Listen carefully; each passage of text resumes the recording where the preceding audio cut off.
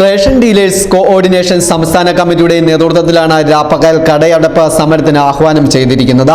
14,300ഓളം വരുന്ന ചില്ലറ റേഷൻ വ്യാപാരികൾക്ക് വേതന പാക്കേജ് പരിഷ്കരിക്കണമെന്ന ആവശ്യം ഉന്നയിച്ചാണ് സമരരംഗത്ത് ഉള്ളത്. KTPDS ആക്ട് കാലോചിതമായി മാറ്റം വരുത്തുക, റേഷൻ വ്യാപാരി ക്ഷേമനിധി കാര്യക്ഷമമായി പരിഷ്കരിക്കുക, കിറ്റ് കമ്മീഷൻ വിതരണത്തിനുള്ള കോടതി വിധി നടപ്പിലാക്കുക തുടങ്ങിയ ആവശ്യങ്ങളും ഉന്നയിച്ചാണ് സമരം. ജൂൺ മാസത്തിലെ റേഷൻ വിതരണം ജൂലൈ 5 വരെ നീട്ടിയിരിക്കുന്നതിനാൽ ജൂലൈ 6-ന് റേഷൻ കടകൾക്ക് അവധിയാണ്. വെള്ളി ശനി ദിവസങ്ങൾ വരുന്ന ജൂലൈ 7, 8 തീയതികളിൽ സമരം മൂലം കടകൾ അടഞ്ഞുകിടക്കുമ്പോൾ ഞായറാഴ്ചത്തെ പൊതു അവധി കൂടി ചേർത്ത് ചുരുക്കത്തിൽ 4 ദിവസം റേഷൻ കടകൾ അടഞ്ഞുകിടക്കും. രാപ്പകൽ സമരത്തോട് സർക്കാർ അനുകൂല നിലപാട് സ്വീകരിച്ചില്ലെങ്കിൽ സെപ്റ്റംബർ മാസം മുതൽ അനിശ്ചിതകാല സമരത്തിന് തുടക്കമിടുവാനാണ് റേഷൻ ഡീലേഴ്സ് കോർഡിനേഷൻ സംസ്ഥാന കമ്മിറ്റിയുടെ തീരുമാനം. പരിപാടികൾ വിശദീകരിച്ചുകൊണ്ട് സംയുക്ത സമരസമിതിയുടെ നേതൃത്വത്തിൽ വാർത്താ സമ്മേളനവും വിളിച്ചു ചേർത്തു. ഈ മേഖല നേരിടുന്ന ഒട്ടനവധി വിഷയങ്ങൾ ഗവൺമെന്റിന്റെ മുമ്പേ നിവേദനം കൊടുത്തും നിരവധിയായ മാർഗങ്ങളിലൂടെ സമരം ചെയ്തും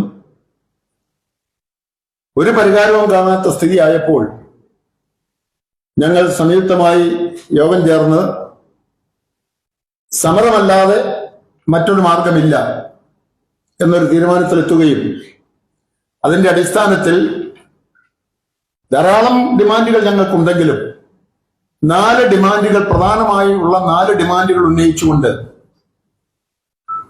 ഈ സംസ്ഥാനത്തെ മുഴുവൻ റേഷൻ കടകളും അടച്ചിട്ടുകൊണ്ട് 8, 9 തീയതികളിൽ ജൂലൈ മാസം 8, 9 തീയതികളിൽ തിരുവനന്തപുരത്ത്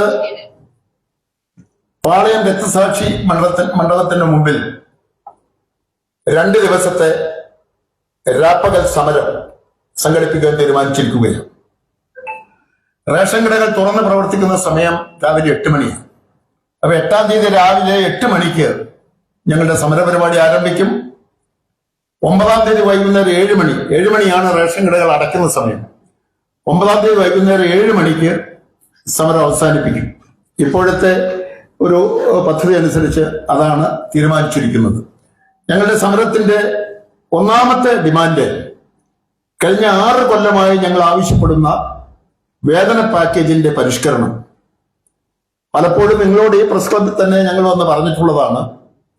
വേതന പാക്കേജ് 2018 ജൂലൈ മാസം 31-ാം തീയതി അന്നത്തെ സർക്കാർ, പിണറായി വിജയൻ സർക്കാർ അംഗീകരിച്ചപ്പോൾ ഞങ്ങൾക്ക് വിയോജിപ്പുണ്ടായിരുന്നു.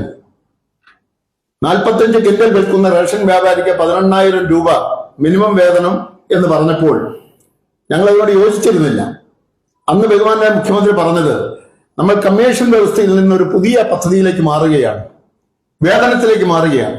അതുകൊണ്ട് ബുദ്ധിമുട്ടുകൾ ഉണ്ടെങ്കിൽ തൽക്കാലം നമ്മളൊന്ന് ക്ഷമിക്കണം, സഹകരിക്കണം. നമുക്ക് അധികം വൈകാതെ 6 മാസത്തിനുള്ളിൽ കൂടിയിരുന്ന് ആലോചിച്ച് ആവശ്യമായ മാറ്റങ്ങൾ വരുത്താം എന്ന് മുഖ്യമന്ത്രി നൽകിയ ഉറപ്പ്, ആ ഉറപ്പ് ഞങ്ങളെല്ലാം വിശ്വസിച്ച് ആ ഉറപ്പിന്റെ അടിസ്ഥാനത്തിൽ ഞങ്ങളൊന്ന് ഒപ്പിട്ട് കൊടുക്കുകയായിരുന്നു.